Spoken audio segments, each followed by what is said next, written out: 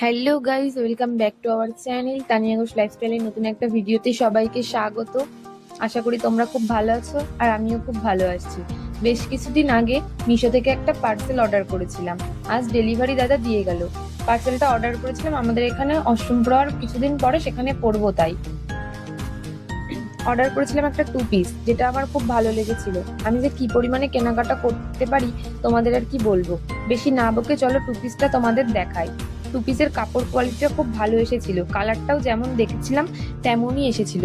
কিন্তু দুর্ভাগ্যক্রমে আমি M size দিতে গিয়ে এল সাইজ দিয়ে ফেলেছি। এম সাইজ তাই আমার মাঝে সাঝে মারতে হয় অনেকটাই, মাঝে সাঝে না, যখন আমি এম সাইজ কিনি না কেন তখনই আমার এম সাইজটা মেরে ফিটিংস করে তারপর করতে হয়। কিন্তু আমি ভুলবশত অর্ডার করে ফেলেছিলাম এল সাইজ।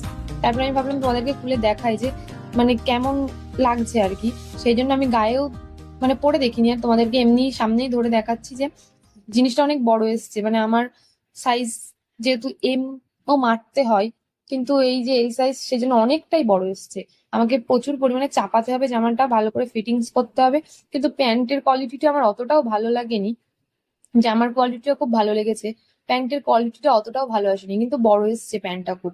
যদি তোমাদের কারোর লিংক লাগে অবশ্যই চেয়েও, আমি দিয়ে দেবো। যারা একটু মোটা আছো তাদের হয়তো প্যান্টটা একদম ফিটিংস হবে, কিন্তু সাইজও অ্যাভেলেবেল ছিল কিন্তু আমি নিতে পারিনি।